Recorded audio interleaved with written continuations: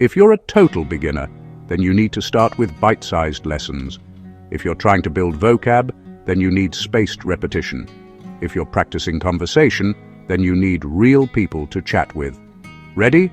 Countdown style. Number 5. Drops. Flashy, fast vocab drills you can do in 2 minutes a day. Great for momentum. Number 4.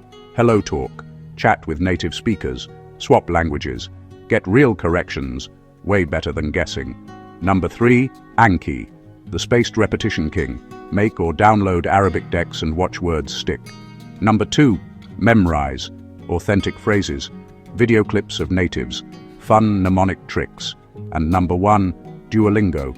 Steady grammar foundations, gamified lessons, and a free plan that actually teaches. Quick bonus: BBC Arabic, YouTube channels for listening practice, free and full of real speech.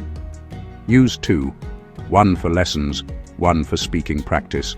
That's your free Arabic starter pack. Try them this week and report back. Want to follow up with study schedules? Say the word.